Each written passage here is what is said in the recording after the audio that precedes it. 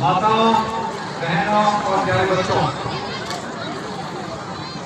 आज का दिन इस धरती के ऊपर में, इस एरिया की धरती के ऊपर में आरोग्य पुस्तकालय के लिए जो तीसरा वार्षिक दिवस मनाया जा रहा है, मैं आपको यकीनन कहता हूं कि इस गोल्डन लेटर के अंदर में हिस्ट्री में लिखा जाएगा।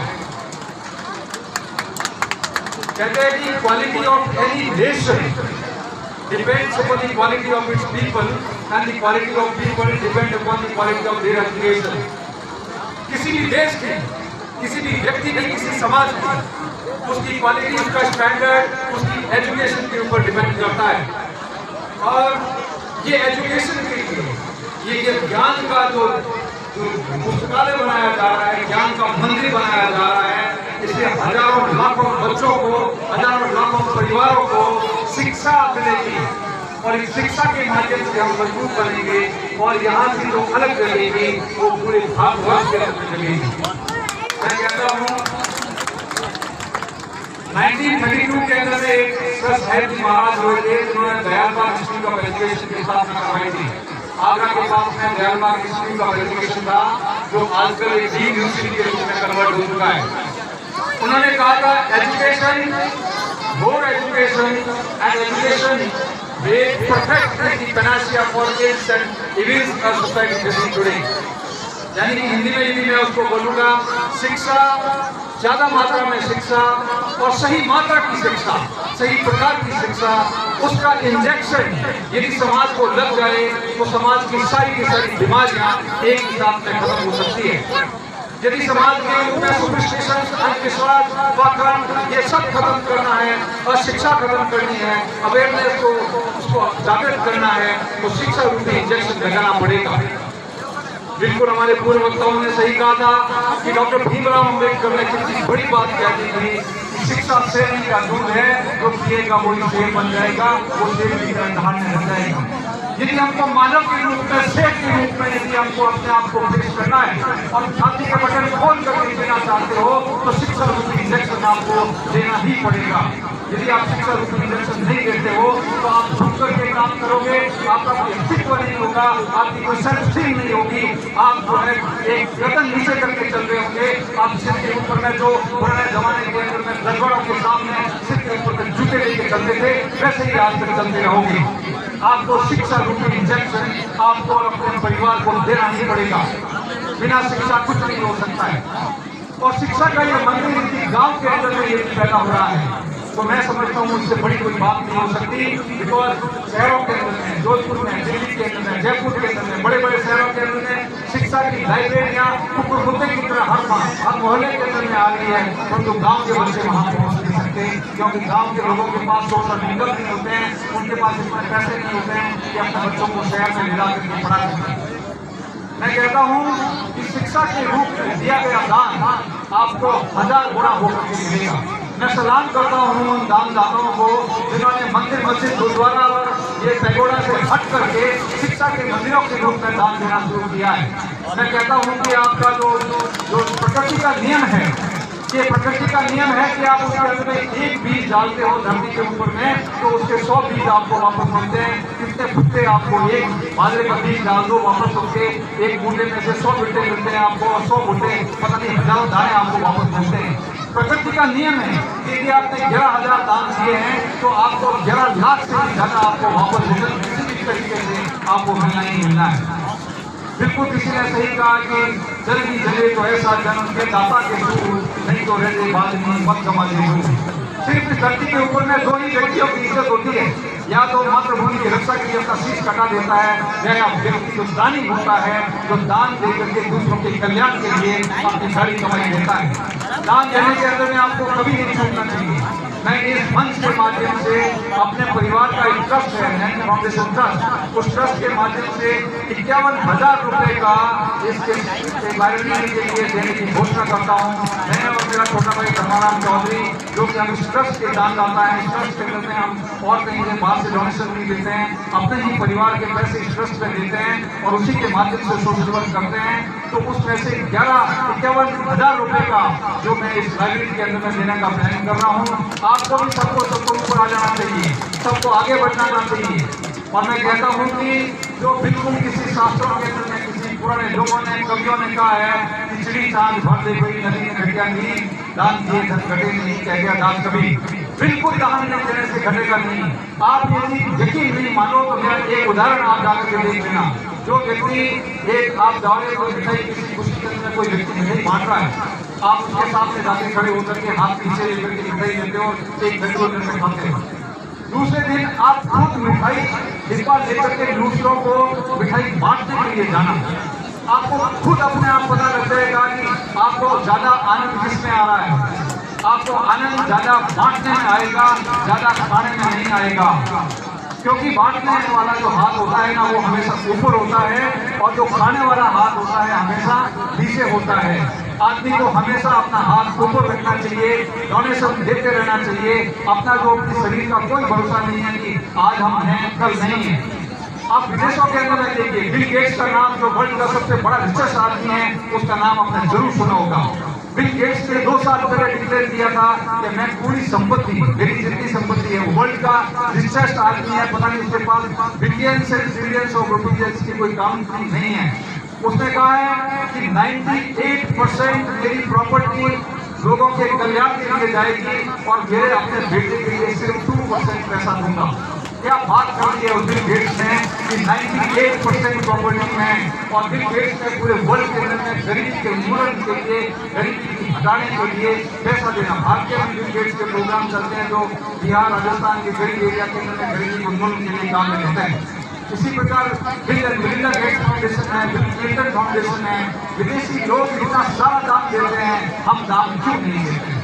हम ऐसा क्या हो गया है कि हम मंदिर मस्जिद गुरुद्वारे के नाम से उसका तो अंडा चढ़ाने के लिए तो 1 करोड़ रुपए की अपने नाम ऊंचा करने के लिए कर देते हैं, परंतु लाइब्रेरी के नाम से हमको 1,000 रुपए की दान देने के अंदर में मौत आती है। क्यों होता है ऐसा? जबकि उस मंदिर मस्जिद, मैं किसी की आस पर रुपए चोट नहीं पहुंचाना चाहता हूँ, परंतु वो 1 करोड़ रुपए, 5 करोड़ रुपए से मंदिर बना दिया, उसका एक फायदा बता दो आप।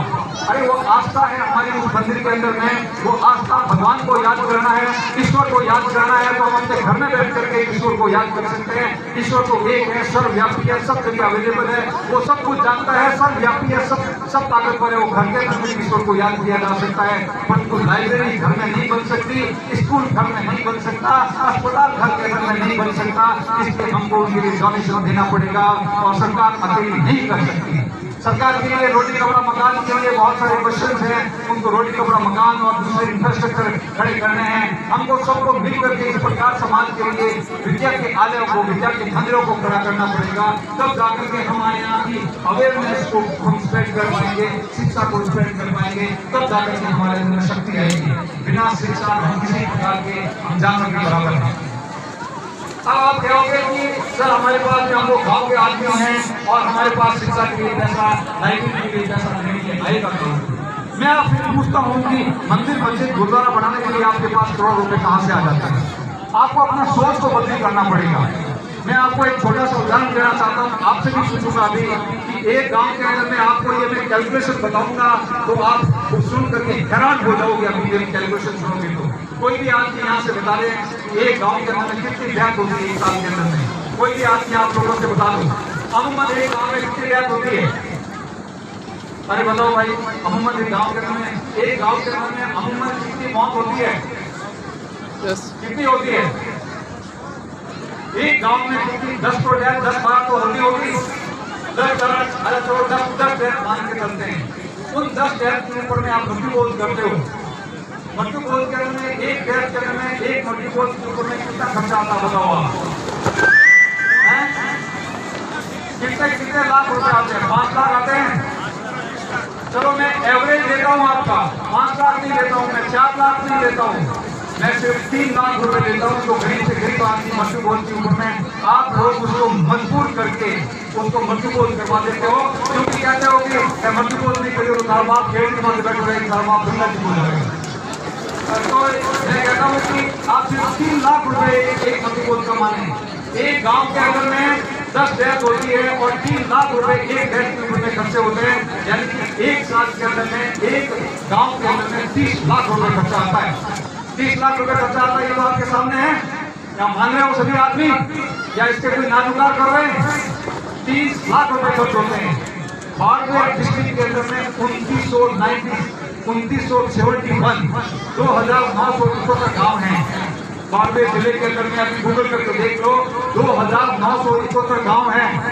2971 को 30 लाख से मल्टीप्लाई करें तो 891 करोड़ रुपए आते हैं। 191 करोड़ रुपए आते हैं। 1000 करोड़ रुपए आप लोग एक गांव के अंदर में मृत्यु भोज के अंदर में खर्च करते हो।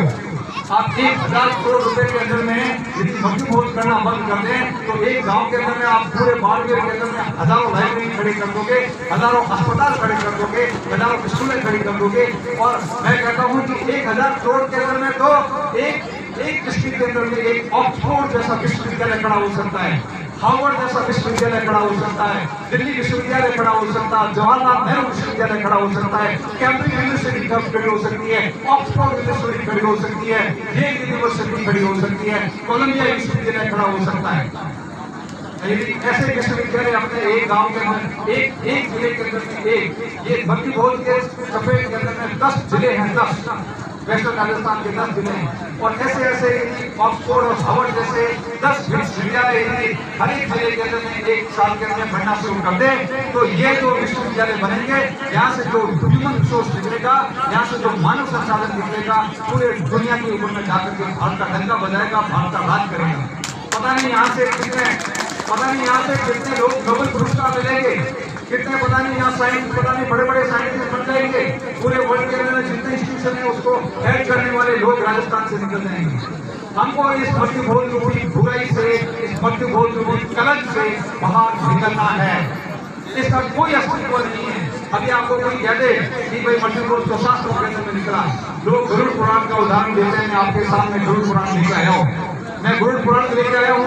इसके अंदर में कोई भी व्यक्ति है जो बैठा हुआ है या जो आपको जान पहचान वाला कोई भी व्यक्ति कह दे कि गरुड़ पुराण के अंदर में मृत्यु भोज का लिखा हुआ है तो मैं 11,000 रुपए और स्पॉट अभी प्राइज देने के लिए तैयार हूँ। इसके अंदर में पन्ने खोल करके देख लो कि कहीं गरुड़ पुराण के अंदर में मृत्यु भोज का नहीं लिखा हुआ है। सिर्फ इस गरुड़ पुराण के अंदर में लिखा है कि 13 दिन होना चाहिए और 13 ब्राह्मणों को ब्रह्म भोज करवाना चाहिए। और यदि 13 ब्राह्मणों को ब्रह्म भोज करवाने की ताकत नहीं हो तो एक ब्राह्मण को भोजन करना चलेगा। इससे ज्यादा मृत्यु भोज के बारे में कुछ नहीं लिखा हुआ है, जो कि इसका उदाहरण देकर के मृत्यु भोज करते हैं। लोग कहते हैं गीता लिखा हुआ है, ये रही गीता आपकी, ये पन्ने पलट को आप किताब गीता में आपको देता हूँ और इसके अंदर में पन्ने पलट करके आप मुझे बता दो कि कहाँ लिखा है गीता के अंदर में मृत्यु भोज करना है। और मैं आपको 11,000 रुपए का अभी प्राइज देता हूँ। यदि कोई क्या देता है कि गीता के, मैंने तो पढ़ ली क्योंकि मैंने तो इस सब्जेक्ट में डॉक्टरेट कर रखी है, मैंने तो PhD इस सब्जेक्ट में की है, कॉमन प्रिंसिपल ऑफ रिलीजन के ऊपर में कर रखी है। और मैं आपको कहता हूँ कि निकालो मुझे कौन से पन्ने के ऊपर में, कौन से अध्याय के ऊपर में लिखा हुआ है कि इसके मृत्यु भोज करना चाहिए। कोई इसका धार्मिक आधार नहीं है मृत्यु भोज का, कोई मोरल अधिकार नहीं है आपको मृत्यु भोज करने का। 1960 के में सरकार ने इसको प्रतिबंध लगा रखा है, फिर भी हम लोग उसको मानते नहीं है, मृत्यु भोज करने से बात नहीं आते।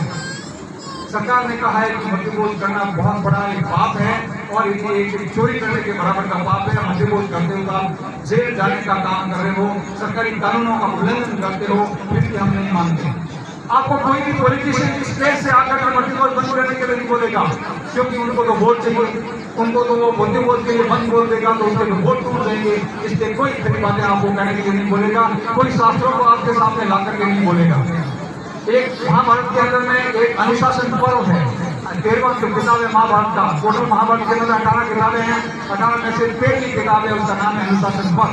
उस अनुशासन पर्व के अंदर में अर्जुन ने बहुत अच्छी तरह से लिखा है कि मृत्यु भोज खाने से आदमी की शक्ति का ह्रास हो जाता है, आदमी की शक्ति मर जाती है, उसकी शक्तियां मर जाती है, उसकी इंसानियत मर जाती है मृत्यु भोज खाने से।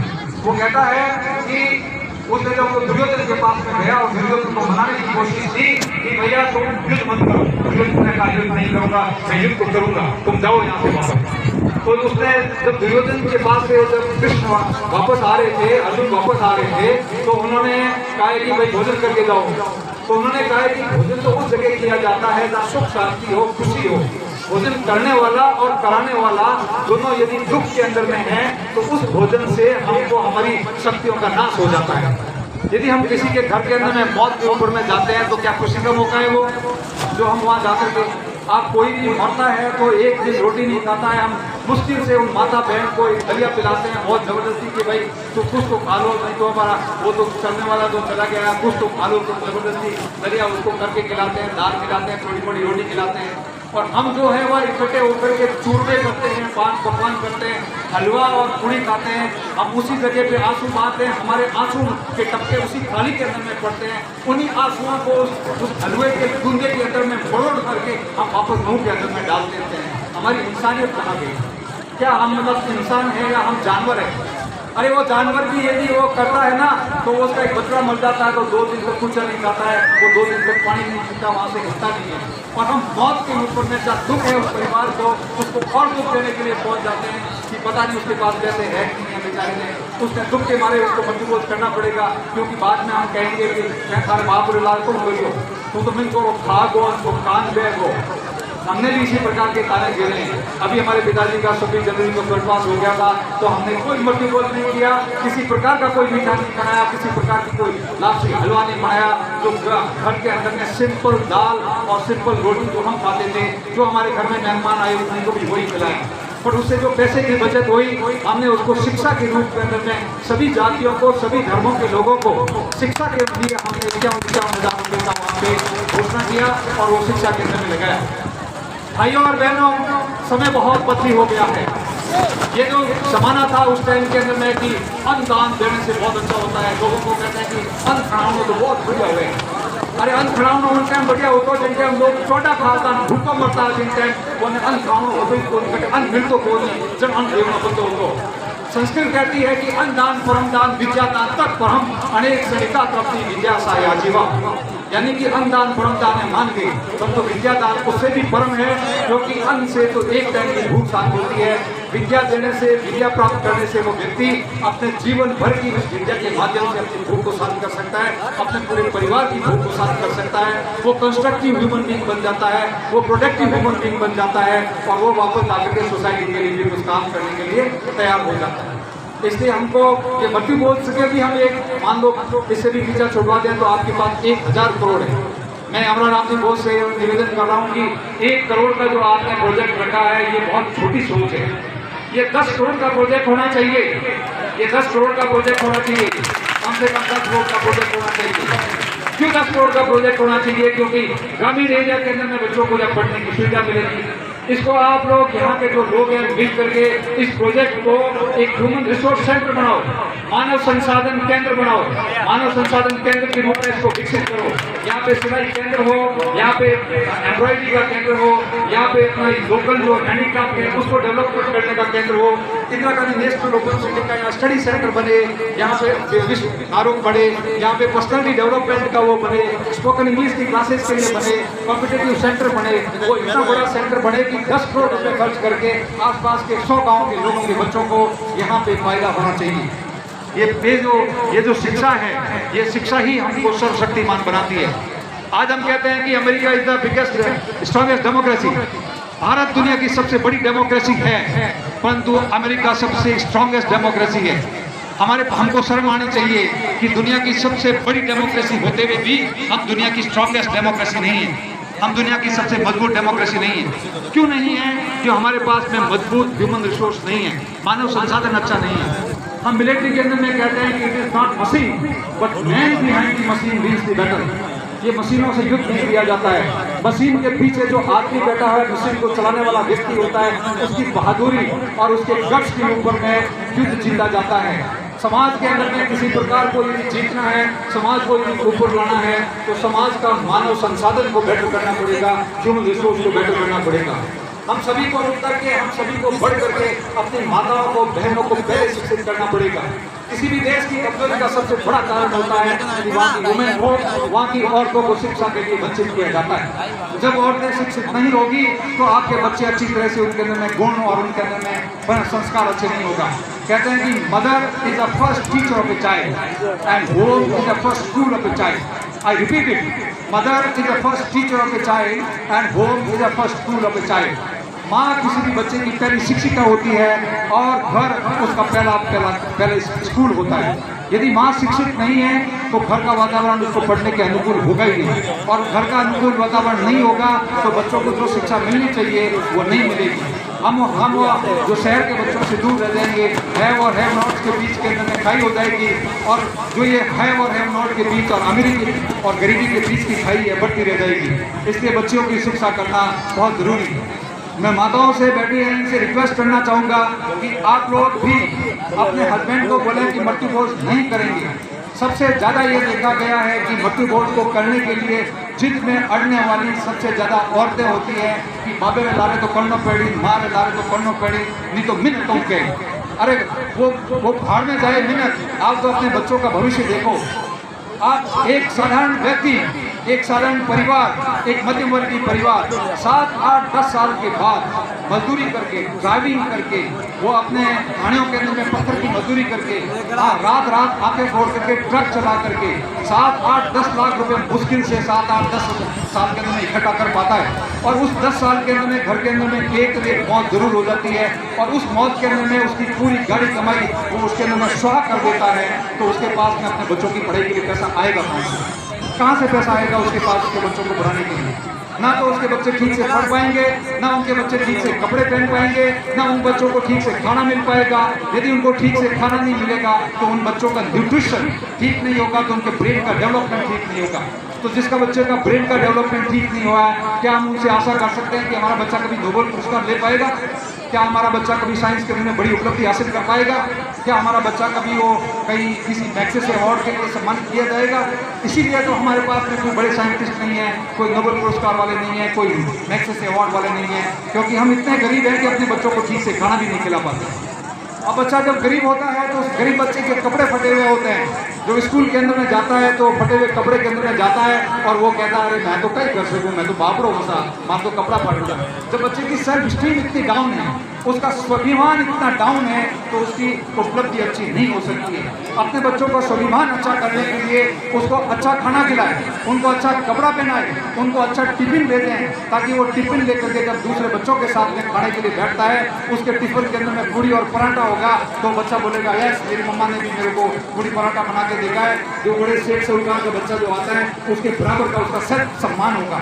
नहीं जी आप उसके अंदर में आप सूखे कपड़े भेज देते हो, उसके अंदर में आप मिर्ची और चटनी भेज देते हो, प्याज भेज देते हो, उस बच्चे को अंदर में वहीं से उसका सेल्फ स्टीम डाउन हो जाता है और उसका जो स्वाभिमान इतना डाउन होता है तो वो शिक्षा प्राप्त नहीं कर पाता ठीक ढंग से। भाइयों और बहनों, हमको समझना चाहिए कि हम इसी प्रकार के जो समाज के अंदर में, ये तो मैंने सिर्फ एक मट्टी भोज की कुरीति के बारे में बताया, मैं आपको बताऊं ऐसी हमारे पास में दुनिया भर की समाज के अंदर में कुरीतियां हैं। इन कुरीतियों से हमें और ये जो पाखंड है इनसे पीछे छुटवाना पड़ेगा। अरे भगवान आपको किसी प्रकार के एक पाखंड से पैसा नहीं दे देगा, भगवान के सामने भीख मांगने से पैसा नहीं मिलेगा। भगवान ने कहा है कि आपको हमने सबसे उत्कृष्ट इंसान बना दिया है, आपके अंदर में ब्रेन दे दिया है, आप अपना पुरुषार्थ करो, पुरुषार्थ से ही जो कुछ आपको मिलना है वो मिलेगा, भीख मांगने से नहीं मिलेगा। भीख मांगने से भगवान नहीं देते हैं, भगवान तो आपको कहते हैं कि पुरुषार्थ करने से ही आपको सब कुछ मिलेगा। मैं ये दान देता हूँ इन भाई बहनों को जिन्होंने अपना देह दान दे दिया, मैं सल्यूट करता हूँ उन्होंने जिन्होंने दान देन कर दिया। इन्होंने तो एकदम अपने परिवार के लिए पंगा ही खत्म कर दिया। देह दान देने के बाद में नहीं दाह संस्कार होगा और ना हरिद्वार जाने का कोई पंगा होगा, नहीं उनको कोई हरिद्वार जाने के लिए बोलेगा और नहीं कोई जागरण लेने की जरूरत पड़ेगी। जब वो जागरण लेने की जरूरत पड़ेगी, नहीं हरिद्वार उसका शरीर नहीं है तो क्या हाडगा देकर के वो हरिद्वार जाएगा, कोई हरिद्वार जाने की जरूरत नहीं पड़ेगी। और जो हरिद्वार जाने की जरूरत नहीं पड़ेगी तो वो पंडा उसको लूटेगा नहीं। इसी गाड़ी कमाई को यहाँ से जो क्या आप जब लेके जाते हो, यहाँ से पुराने ज़माने के अंदर में मैं आपके सामने खड़ा हूँ, मेरे बड़े दादाजी की डेथ हुई थी, उनकी 18 साल के बाद हमारे परिवार के पास पैसे नहीं थे। 18 साल के बाद में मैं अपने बड़े दादाजी की अस्थियाँ हरिद्वार लेके गया था। मेरे जो सगे दादाजी है वो 1982 के अंदर में उनकी डेथ हो गई थी और मैं उनकी अस्थियां 90 के अंदर में लेके गया था। यानी कि दो दादाओं की अस्थियां मैं, मेरे पिताजी और माताजी सब इकट्ठे होकर के, उस टाइम मेरी सर्विस लगी थी, 2 पैसे आ गए थे तो कहा कि चलो अस्थियां पड़ी हुई है तो हरिद्वार में प्रोवाइड करके आ जाते हैं। तो हमने बड़े दादाजी की अस्थियां 18 साल के बाद प्रभावित की और जो सगे दादाजी की अस्थियां 8 साल के बाद प्रभावित की। मैं कहता हूँ कि 18 साल तक उन अस्थियों ने हमारे घर के अंदर में तो कोई दुख नहीं दिया, कोई भूत बन करके आए नहीं। तो मैं कहता हूँ 18,000 साल तक भी वो हड्डियां वहीं पड़ी रहती तो कोई फर्क नहीं पड़ता। ये पाखंड है, आपका ये पाखंड है जो कि आपको लूटते हैं वहां जाकर के। उस पंडित ने मेरे को बोला था कि 11,000 रुपए का घोड़ा लिखवाना पड़ेगा, ऊँट लिखवाना पड़ेगा, तब जाकर के उस रजिस्टर में नाम लिखूंगा।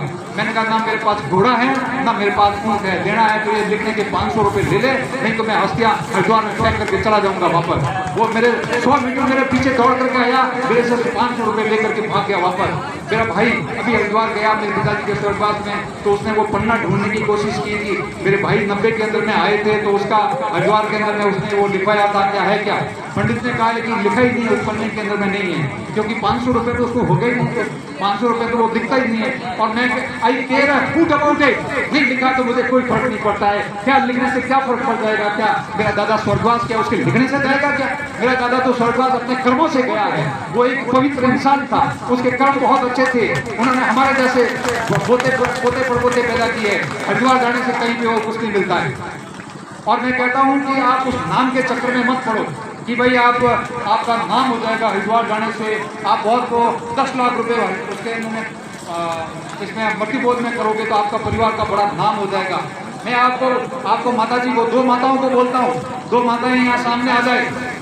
और एक माता जिसने 10 लाख रुपए का अपने दादा के पीछे मृत्युबोध कर रखा है, और दूसरी माता ने वो 10 लाख रुपए बचा करके मृत्युबोध नहीं किया है, और वो पैसा उसने अपने बच्चे को बुरा करके दिल्ली में भेज करके उसके अपने बच्चे को इतना अच्छा कोचिंग करवा करके दिल्ली विश्वविद्यालय में पढ़ा करके अपने बच्चे को IAS बना दिया है। आप बताओ वो स्टेज के ऊपर में कौन सी माता का ज्यादा स्वागत होगा?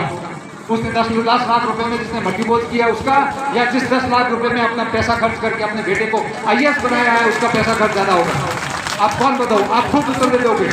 आपको अपने दिल करने में आपको अपने खुद आंसर पता है कि ये मेरा जो बेटा जिसका IAS बन जाएगा, परमानेंट उसका नाम होगा, उसकी 100 आसपास की माताएं बहन करके और थारा बेटो कलेक्टर है, थारा बेटो कलेक्टर है, उस माता को तो उसके एकदम हाथ करने में उसके फूल की तरह रखेंगे, और वो 10 लाख रुपए या 20 लाख रुपए भी मृत्युबोध में खर्च कर देगी, उसको कोई रुपया नहीं पूछती है। ये हकीकत है समाज की। तो आप ये मत डरो कि समाज क्या बोलेगा, समाज तो बोलता रहेगा। समाज तो आपको जब आप अच्छा करते हो तो या बुरा करते हो तो ये समाज की कोई चिंता नहीं है। समाज की ओपिनियन बहुत जल्दी चेंज हो जाती है। थोड़े दिन के बाद में बच्चा कहीं पढ़ रहा है, ठीक से पढ़ाई नहीं कर रहा है, एक आधी बार फेल हो गया तो अरे छोड़ो तो निकम्मो आया तो फेल हो गया, और वही बच्चा मेहनत करके और 4-5 बार कोचिंग लेकर के IAS बन गया तो उसी बच्चे के बारे में ओपिनियन कर देता है समाज। अरे मैंने कहा हो तो सा हो तो बच्चों बहुत पढ़ने वाला होता हो तो मैंने कहा हो तो पहले होशियार होता। तो समाज की ओपिनियन का बनना बिगड़ना कोई फर्क नहीं पड़ता है। आप इस समाज की ओपिनियन के पीछे अपने बच्चों का भविष्य खराब नहीं करें, अपने बच्चों की शिक्षा के लिए पैसे खर्च करें। इस लाइब्रेरी को इतना शक्तिशाली बना दें कि आपके बच्चे यहाँ से IAS IPS, यहाँ के बच्चे कलेक्टर और IIT करना शुरू हो जाए। इस समाज के अंदर में बहुत सारे टीचर्स हैं जो वेल क्वालिफाइड हैं, गवर्नमेंट स्कूल्स के अंदर में हैं। देखो ये साहब जो यहाँ पे मतलब विवेकानंद संस्था के अंदर में प्राचार्य हैं, ऐसे गुरुजी यहाँ पे हैं जो यहाँ अपने बच्चों को यहाँ बैठे IAS बना देंगे, नीट में क्लियर करवा देंगे, यहाँ से बच्चे IIT में भेज देंगे। आपको जरूरत है कि ये मृत्युबोध और पाखंड को खत्म करके यहाँ से रामदेवरा जाते हो आप 100 आदमी डीजे बजाते बजाते डन करते करते रामदेवरा जाते हो, क्या मिलता है उस रामदेवरा जाने से? मुझे तो समझ में नहीं आती है क्या। और इतने सारे हर साल मेरे गांव के पास से रामदेवरा से रोना, मैं एक बार भी कभी रामदेवरा नहीं गया। और वो यहाँ से हर साल उस रूट के ऊपर में जो जोधपुर से लेकर रामदेवरा जाता है, उस रूट के अंदर हर साल 20 से लेकर के 30 एक्सीडेंट होते हैं उस रूट के ऊपर में। कोई वो 30 मोटरसाइकिलें जाती है उस रूट के ऊपर में, कोई आगे जाके टक्कर मार देता है। क्यों? इस पाखंड के अंदर में पड़े हो। और कोई ये सब चीजें जो है आपको इस पाखंड से दूर निकलना चाहिए। मैं कहता हूँ माताएं जो है वो कहती है कि अपने बच्चों को अड़ा करके बैठ देती, सोना बना देती है। वो कोई है तिमड़ियाँ चाहिए हमको, आड़ चाहिए हमको, ये बोरला चाहिए, 25-30 सोना किलो मतलब तोला सोना हो, जो कि मतलब 15-20 लाख का सोना आप अड़ा करके दूसरे लोगों से ले लेते हो। इतना बड़ा सोना आप खर्च कर देते हो, और आप उतना पैसा यदि आप अपने बच्चों के खर्चा करें तो आप पता नहीं बच्चों को डॉक्टर इंजीनियर बना दोगे। ये कितनी बड़ी विडम्बना है। और सोना जो है, गोल्ड सबसे बुरा इन्वेस्टमेंट है। आप गोल्ड से बुरा कोई इन्वेस्टमेंट हो ही नहीं सकता है। आपने गोल्ड में इन्वेस्टमेंट कर दिया, आप बढ़ा करके कोई आइटम को वापस घर में लेके आ जाओ, 3 दिन वापस सुनार के पास में लेके चले जाना, वो बोलेगा कि 10 तोड़े की जगह आपको 7 तोड़ा वापस करेगा, 3 तोड़ा तो क्या और तो यूँ हो जाए और तो कम है, थोड़ा पुराना है, इन्हें तो हॉलमार्क को लागू को नहीं, इन्हें तो काटो कट गई, वो आपके 3 तोड़ा तो उसी दिन 10 दिन के अंदर उसने गायब कर दिया। अरे क्या उस सोने के अंदर में रखा हुआ है? उसी सोने से अपने बच्चे को पढ़ा करके कहीं डॉक्टर, इंजीनियर, IAS और आर्मी के अंदर में भेज दो, तो आपका परमानेंट आपके परिवार का कल्याण हो जाएगा। आपका कल्याण आपके पुरुषार्थ से होगा। आपका कल्याण आपके पाखंड के अंदर में कभी भी नहीं है। आप कभी भी किसी भी धर्मशास्त्र के अंदर में पाखंड के लिए कोई जगह नहीं है। धर्मशास्त्र आपको पूजा करने के लिए कहते ही नहीं है। धर्मशास्त्र आपको अच्छा इंसान बनने के लिए बोलते हैं कि अच्छे इंसान बनो, अच्छे कर्म करो, दूसरों को तंग मत करो, दूसरे का रिस्पेक्ट करो, सबका कल्याण के अंदर में अपना कल्याण ढूंढो, सबको एकदम सम्मान की दृष्टि से देखो, सबके भले के अंदर में आगे आओ। आप इंसान के रूप में एक उत्कृष्ट जीव हो, उत्कृष्ट जीव की तरह जियो और सबका सम्मान करो। तो मैं ये कहना चाहूँगा आपको कि ये जो चीज़ें हैं, यदि इन सब चीज़ों से हम ऊपर उठ जाएं तो हम ये लाइब्रेरी को, जैसे मैंने बताया कि आप मट्टी बोझ के अंदर में अकेले में 1 साल के अंदर में बाड़मेर जिला 900 करोड़ रुपए खर्च करता है। 10 करोड़ तो कुछ भी नहीं है। हर आदमी ये डिसाइड कर ले कि मुझे मट्टी बोझ नहीं करना है, उसके बदले के अंदर में मैं सिर्फ 51,000 रुपए इसमें पुस्तकालय के अंदर में चुपचाप आकर के डोनेट कर दूंगा। तो मैंने कहा 1 साल के अंदर में 900 करोड़ की जगह कम से कम 10 करोड़ तो इसी पुस्तकालय के अंदर में 1 साल के अंदर में आ जाएगा। आपको चाहिए कि आप अपने बच्चों की फ्यूचर के लिए, ये जो लड़कियां हैं यहाँ से आपकी शहर नहीं जा सकती है। हम ऑर्थोडॉक्स सोसाइटी है, कंजर्वेटिव सोसाइटी है, हम इन बच्चियों को शहर में नहीं भेज सकते हैं। इतनी अच्छी जगह ये हमारा अपनी बोस और इनकी पार्टी ने, ये जो मालिक साहब ने जो इन्होंने इतना बड़ा दान दिया है, इतना बड़ा जगह दिया है, इस जगह को स्वर्ग बना दो। इस जगह के ऊपर में आप ऐसे संस्थान खड़े कर दो कि यहाँ से बच्चे पढ़ने के बाद आपके इस संस्थान का नाम पूरे भारत के अंदर हो। एक दिन पूरे भारत का मीडिया ढूंढ करके इस संस्थान को, जैसे 50 विलेजेस बाड़मेर, जैसे डॉक्टर भरत का नाम पूरे इंडिया के अंदर में नहीं, पूरे विश्व की न्यूज ढूंढ करके बाड़मेर में पढ़ना डॉक्टर भरत को आता है कि उसने सब समाज के 100 डॉक्टर बना दिए, गरीब के अंदर में गरीब परिवारों को बना दिया। तो मैं समझता हूँ कि हमारा नाम बोध जी और उनकी पार्टी भी इसी प्रकार का ये काम यहाँ पे करने जा रहे हैं। बाड़मेर का ये दूसरा जो एक तरह से ज्ञान मंदिर है, वो यहाँ से आप लोग सब मिल करके, ये किसी एक व्यक्ति का मिशन नहीं है, ये मिशन हम सभी का मिशन है, आप सभी का मिशन है। आप सभी मिल करके, माताएं बहनें सब मिल करके इसके अंदर में अपना खर्चा जो है उसके अंदर में कर देना चाहिए। मैं कहता हूँ कि कोई माता बहन कहती है कि भाई वो मारो गजरी हो दो, मारने पे कि मारो गजरी होता है गोल्डन टेम्पल के अंदर में करते हैं, सरदार आते हैं पूरे दुनिया से, उसके अंदर में उसके पास कैश नहीं होता है, वो अपनी चैन निकाल करके वहाँ डाल के चले जाते हैं, वो अपनी अंगूठी निकाल करके गोल्डन टेम्पल में चले जाते हैं। आप इस विद्या मंदिर के अंदर में आपने अपना चांदी का गजरे ही डाल दो, आप अपने छोटी सी एक नथ ही डाल दो उसके अंदर में, 1 साल के अंदर में ये इतना बढ़िया भव्य जगह बन जाएगा कि जहाँ मानव संसाधन केंद्र, इतना बढ़िया एक डेवलपमेंट सेंटर बना दोगे कि आपके बच्चों का भविष्य सुधर जाएगा।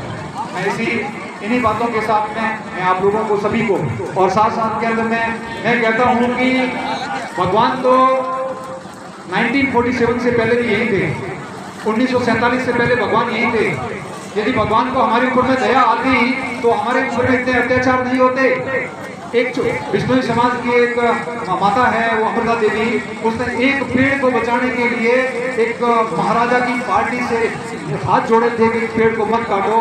उस महाराजा की टीम की जितने थी उसका गर्दन काट दिया, और उसको बचाने के लिए जितने लोग आए 363 लोग आए और 363 लोगों का गला काट दिया। क्या मतलब, क्या निर्दयता थी, क्या क्रूरता थी, क्या मतलब क्या काला कानून था कि 363 लोगों का गला काट दिया, कोई उनके आंख के आंसू नहीं आए। इस प्रकार का काम उन्होंने कर दिया। ये हमारे कॉन्स्टिट्यूशन ने हमारे शक्ति दी है, राइट अगेंस्ट एक्सप्लॉयटेशन। हमारी जो स्थिति सुधरी है 1947 के बाद में सुधरी है। हमारा जो हमारे को ताकत दी है बाबा भीमराव अम्बेडकर और उसकी कमेटी ने कॉन्स्टिट्यूशन बना करके दी है। आज हम यहाँ जगह पे बैठे हैं, निर्भीक होकर के बैठे हैं, इस कॉन्स्टिट्यूशन की वजह से बैठे हैं। भगवान के अंदर में किसी प्रकार की शक्ति नहीं है। भगवान ने कहा है कि मैं तो आप शक्तियों से आपको परिपूर्ण करता हूँ, आपके अंदर में शक्तियाँ हैं तो आप अपना काम कर लो। हमारे जो पूर्वज जग गए, उठ गए, उन्होंने पुरुषार्थ किया, खून की नदियां बही, अंग्रेजों को यहाँ से भगाया था, जाकर के हमको स्वतंत्रता मिली। और उस स्वतंत्रता के बेस के ऊपर में हमको ये कॉन्स्टिट्यूशन दिया गया। और ये कॉन्स्टिट्यूशन मैं, आप चाहे मानो नहीं मानो, मैं व्यक्तिगत रूप से मानता हूँ कि ये कॉन्स्टिट्यूशन मेरे लिए गीता, महाभारत, बाइबल, कुरान सबसे ऊपर है। मेरे लिए कॉन्स्टिट्यूशन सबसे ऊपर है।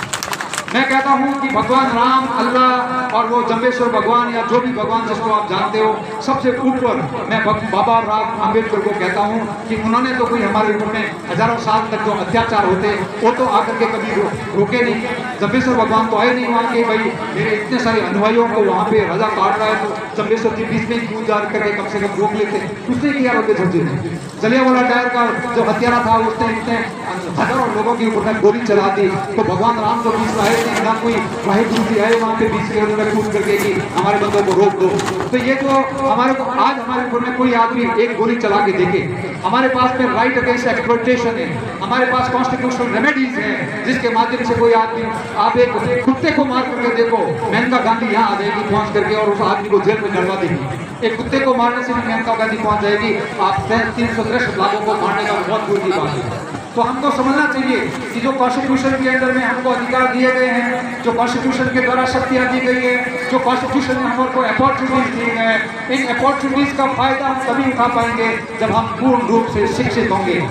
यदि हम पूर्ण रूप से शिक्षित नहीं होंगे तो हमारे साथ में किसी प्रकार का भेदभाव अभी भी चलता रहेगा, आगे भी चलता रहेगा, क्योंकि आप अज्ञानी हैं, आप बटन खोल करके खड़े नहीं हो सकते, आपके अंदर में ताकत नहीं है, आपका जमीन नहीं जगह है। शिक्षा के माध्यम से आपका जमीन जगेगा, तभी आप खड़े होंगे, तब आप बुलंदियों के साथ चीन तान करके खड़े हो पाएंगे और आप जुल्मों को सहन नहीं करोगे, तभी जाकर के आपके अंदर में शक्ति आएगी और तभी जाकर आप शेर की तरह जिंदगी जी पाओगे। मैं कहता हूं कि हम सब आज के देश, आज ह्यूमन हिस्ट्री के अंदर में, मैं सिर्फ भारत के इतिहास की बात नहीं कर रहा हूं, मैं मानवता के इतिहास की बात कर रहा हूं। आज हम मानवता के इतिहास के अंदर में सबसे गोल्डन पीरियड के अंदर में जी रहे हैं। इससे पहले मानवता के इतिहास के अंदर में इस प्रकार का कभी कोई समय नहीं आया था। हम आज एक फ्री डेमोक्रेटिक इंडिया के अंदर में रह रहे हैं। हजारों साल हमारे पास गुलामी थी, इससे पहले हम आदि मानव थे, हमारे पास में किसी प्रकार का ज्ञान नहीं था। आज हमारे पास ज्ञान है, आज हमारा देश स्वतंत्र है, आज हमारे पास कॉन्स्टिट्यूशन है, आज हमारे पास अपॉर्चुनिटीज है, हमारे पास सबको एजुकेशन लेने का अधिकार है। यदि हम नहीं लेते हैं तो ये हमारी गलती है, और नहीं लेते हैं तो ये हम अपने, हमारे समाज के लोगों को एकत्रित होकर के अपने खुद के लिए काम करना पड़ेगा। हम देश से बहुत ज्यादा आशा नहीं कर सकते, कंट्री के सामने बहुत सारी दूसरी समस्याएं हैं। Ask not what your country can do for you. Ask yourself what you can do for your country. Ask yourself what you can do for your society. आप अपने आप से पूछो कि आप देश के लिए क्या कर सकते हो। देश से मत पूछो कि आप देश तुम्हारे लिए क्या कर रहा है। अपने आप से ये पूछो कि देश आपके लिए क्या कर रहा है, आप देश के लिए क्या कर रहे हो। क्योंकि कॉन्स्टिट्यूशन के अंदर में जहाँ आपको अधिकार दिए गए हैं, कॉन्स्टिट्यूशन के आपको राइट्स आपके साथ साथ में आपके ड्यूटी भी दिया है, आपका कर्तव्य भी दिया है। आप अपना कर्तव्य ठीक से करोगे तभी आप देश के नागरिक कराने से हकदार होंगे। जवाहरलाल नेहरू जी ने देश की आजादी के पहले रेडियो भाषण के अंदर कहा था कि citizenship concession in the service of the nation. देश की नागरिकता देश की सेवा में निहित है। यदि आप देश की सेवा नहीं कर सकते हो तो देश का नागरिक बनने का कोई हक नहीं है। हमें देश की सेवा पहले करनी चाहिए, और देश की सेवा करने का मतलब देश की किसी बिल्डिंग का मतलब तो है नहीं। देश की सेवा का मतलब है देश के नागरिकों की सेवा, देश के हैव नॉट्स की सेवा, देश के अंडर प्रिविलेज की सेवा, देश के गरीबों की सेवा, गरीबी और अमीरी के बीच की खाई को कम करने का काम, ये सब हमको करना चाहिए। और जो काम करने वाले लोग हैं, ये जो पार्टी है, हमारा जी बोस है, जो कह था, जितना सिस्टम है, मैं इस सिस्टम को पूरा सलाम करता हूँ, मैं झुक करके प्रणाम करता हूँ, मैं 100 बार इनको प्रणाम करता हूँ कि किस प्रकार का सोच इनके दिमाग के अंदर में आया और ये इतने पवित्र काम को लेकर चल रहे हैं। हम यहाँ पे सिर्फ आते हैं, बातें करते हैं, चाय पीते हैं, खाना खा करके वापस चले जाते हैं और ये अपनी खुद की एनर्जी उसके अंदर लगा रहे हैं। हमारा ये इनका अकेले का विषय नहीं है, इनके अकेले के बच्चे नहीं पढ़ेंगे, पूरे समाज के बच्चे पढ़ेंगे। इन गरीब बच्चियों को वहाँ जोधपुर जाने से, बाड़मेर जाने से यहाँ से मुक्ति मिलेगी, या अपने घर के वातावरण में बैठ करके शाम को घर जा करके अपने गाय का घी दूध खा करके यहाँ पढ़ करके वापस जाएगी। हमको ऐसा एक कंडीशन एनवायरमेंट क्रिएट करना है। जो टीचिंग फैकल्टी है, जो टीचिंग मेंबर्स है, उनको आगे आना पड़ेगा कि नहीं, हम टीम बनाते हैं, हम बच्चों को पढ़ाएंगे, हम साइंस पढ़ाएंगे, हम ज्योग्राफी पढ़ाएंगे, हम इनको ये पढ़ाएंगे, हम एक टीम बना करके काम करेंगे, हम हर गाँव जाएंगे। बहुत सारे भामाशाह हैं जो बॉम्बे में बैठे हुए हैं, बहुत सारे मारवाड़ी हैं जो कलकत्ता में बैठे हुए हैं, बेंगलोर में बैठे हुए हैं। हम सबको टीम बना करके उनके पास जाना चाहिए और 10 करोड़ रुपए तो हम 10 महीने के अंदर इकट्ठा कर सकते हैं। ये हमारी तमन्ना होनी चाहिए, हमारे इरादों के अंदर में मजबूती होनी चाहिए, हमारी भावनाओं के अंदर में पवित्रता होनी चाहिए और सब मिलकर के यदि हम थोड़ा थोड़ा भी प्रयास करें। मैं कहता हूँ कि मंदिर और मस्जिदों के अंदर में, मठों के अंदर में आप 2-2 मन बहादुरी देते हो। अरे ऐसी प्रकार के विद्या के मंदिर के अंदर में 2-2 मन बहादुरी क्यों नहीं दे सकते हो? गांव वाले सब इकट्ठा करके बोलो कि भाई ये हमारे मंदिर है, विद्या मंदिर है, यदि हम मठ में 2 मन बहादुरी दे रहे हैं तो इसके लिए भी 2 मन बहादुरी देंगे और बहादुरी नहीं देंगे तो उसके बदले में हर साल 2000 रुपए का हम अपने विद्या मंदिर के लिए हम पैसों की व्यवस्था करेंगे और हमारे बच्चों की यहाँ से शिक्षा अच्छी हो सके। मैं तो मठों के मठाधीश से भी रिक्वेस्ट करता हूँ, मैं उनसे भी निवेदन करता हूँ कि मठ के अंदर में जितना पैसा आए वो पैसा एजुकेशन के लिए डाइवर्ट करें। नहीं तो मठों के अंदर में अफीम खाते हैं, बीड़िया पीते हैं, अलग लोग घोटते रहते हैं और उससे वो पैसा बर्बाद हो जाता है। वो पैसा वह इकट्ठा करके ये मठों के पैसे भी वहाँ शिक्षा केंद्र में लगना चाहिए। मठों के जितने पैसे बचते हैं वो इस प्रकार के लाइब्रेरी के लिए, इस प्रकार के स्कूल के लिए, डोनेशन के लिए करना चाहिए। मठों के कोई मठाधीश यदि शिक्षित है तो उनको मठ के अंदर में ही पुस्तकालय स्थापित करवाना चाहिए। इस प्रकार का एक एजुकेशन इंस्टीट्यूट मठ चलाना चाहिए। क्रिश्चियनिटी के अंदर में मठ चलाते हैं, कोई उनके चर्च होते हैं, उनके चर्च के स्कूल चलते हैं, उनके हॉस्पिटल चलते हैं। वो सिखिज्म के अंदर में गुरुद्वारा जो होता है अपने स्कूल चलाता है, गुरुद्वारा अपना हॉस्पिटल चलाता है। तो हमारे मठ ऐसा क्यों नहीं चला सकते? हमारे मठों को भी चाहिए, आप लोगों से उनसे क्वेश्चन करना चाहिए कि हम जो डोनेशन देते हैं मठों का पैसा कहाँ जाता है? इतना आसपास के हजारों गांवों से बैठा आया है, वो पैसा कहाँ गया? इतने मन बाजरी, 3000 मन बाजरी आई है तो वो कहाँ गई बाजरी? उस बाजरी से क्या अफीम खाने के लिए बाजरी दी है? क्या हुक्का पीने के लिए बाजरी दी है? क्या चिलम पीने के लिए बाजरी दी है? क्या उन मठों के मठाधीश को वो स्कॉर्पियो या फॉर्च्यूनर खरीदने के लिए बाजरी दी है? वो वापसी तो वहाँ पे सेवा करने के लिए आए हैं, वो घर त्याग करके आए हैं। क्या वो फॉर्च्यूनर लेने के लिए वहाँ पे आए हैं? उनको 30 लाख की फॉर्च्यूनर क्यों चाहिए? उनको अपनी वहाँ सेवा करनी चाहिए और जो पैसा आता है वो पैसा लोगों की शिक्षा के लिए लगाना चाहिए। हमको ये क्वेश्चन करना आना चाहिए और आप क्वेश्चन तभी कर पाओगे जब आपके अंदर में ज्ञान होगा, जब आप शिक्षित होंगे, आप खड़े बटन खोल करके खड़े हो पाओगे। आपके अंदर में बोलने की क्षमता तब आएगी जब आप शिक्षित होंगे। मैं आपके सामने मैं भी एक गरीब किसान का बेटा हूँ। मेरे पिताजी भी उसी प्रकार के जो जुल्मों के अंदर में, जैसे जुल्म आपके माँ बाप और दादाओं के ऊपर में हुए, मेरे पिताजी के ऊपर में इसी प्रकार के जुल्म हुए थे। मैं भी उन्हीं का बेटा हूँ, मैं गरीब किसान का बेटा हूँ। मैं भी गांव से निकल करके आया हूँ, बाड़मेर का पास में जोधपुर के अंदर में गांव है, तो उससे ही निकल करके आया हूँ। परंतु मैं पढ़ाई की है और इसलिए मैं आपको ये ठोक करके कह सकता हूँ, मैं इसको पढ़ा है इसलिए आपको कह सकता हूँ, चैलेंज देता हूँ कि इसके अंदर में कहीं नहीं लिखा हुआ है, कहीं हमारा नैतिकता हमारी नहीं बोलती है। अरे हम तो एक परिवार के अंदर में तो इतना वो एकदम रो रहे हैं घर वाले, और हमारे अंदर में हमारी इंसानियत इतनी मर गई है कि हम उस रोते हुए घर वाला को के पास में हम हलवा खाते हैं, पूड़ी खाते हैं, रसगुल्ले खाते हैं और मिठाइयाँ खाते हैं। अरे मिठाई जो होती है वो एक तरह से सफलता का या खुशी की सूचक होती है। मिठाई होती है वो सफलता या खुशी के लिए बांटी जाती है। क्या मरने के ऊपर में भी मिठाइयाँ खानी चाहिए? क्या उसके अंदर में शोक और खुशी के अंदर में हमको कोई फर्क नहीं है? क्या हमारी फैकल्टी इतनी डेवलप नहीं है कि हमको शोक और खुशी का कुछ पता नहीं है? तो हमें कम से कम अपने विवेक को, अपने रीजनिंग फैकल्टी को, अपने क्रिटिकल माइंड को इतना तो अप्लाई कर दीजिए कि यार हमको दुख के टाइम को कम से कम ये गुलछड़े नहीं उड़ाने चाहिए, दुख के टाइम को मिठाइयाँ कम से कम नहीं खाना चाहिए। दुख के टाइम वो घरवाले तो रो रहे हैं, उनके आंखों से तो आंसू गिर रहे हैं और हम पास में बैठ करके हलवा खा रहे हैं। क्यों हलवा खाएं?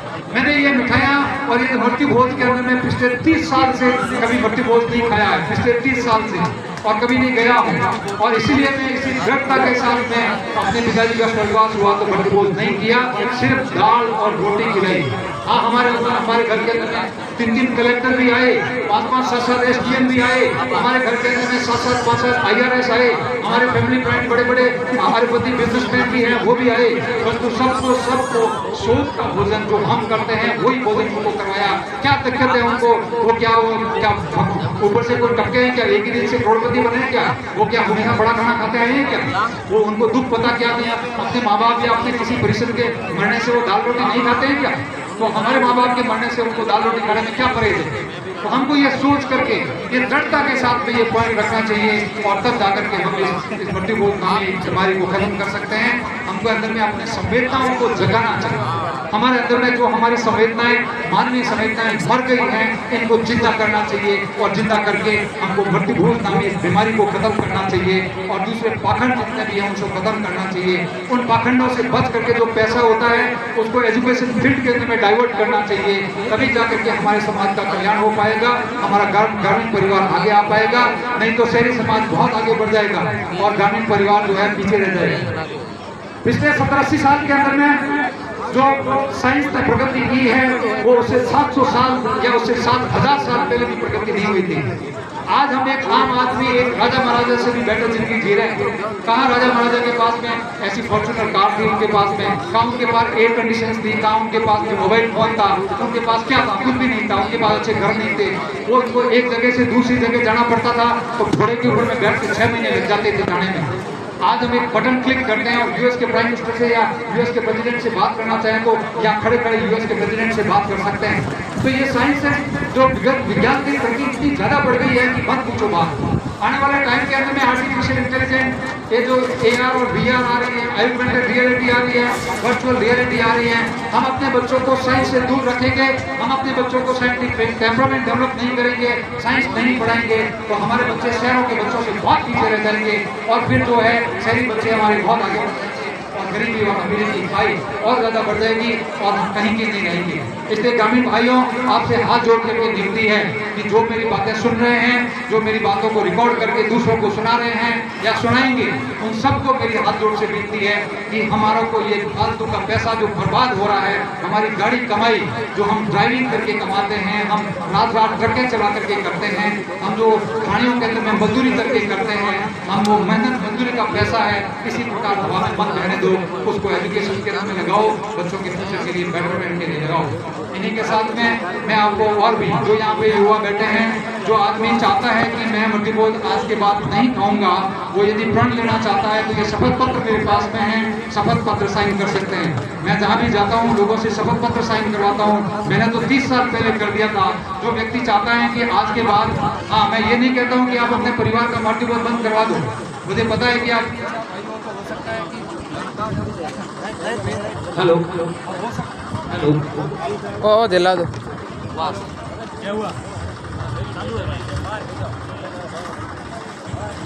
मैं आपको ये नहीं कहता हूँ कि आप अपने परिवार का मल्टीपोल नहीं करें, वो आपके ऊपर में आपका डिसीजन है, परंतु आप कम से कम ये तो डिसाइड करते हैं कि आज के बाद मैं मल्टीपोल नहीं खाऊंगा। वो तो आपके खुद के हाथ में है, वो तो आप खुद डिसाइड कर सकते हो।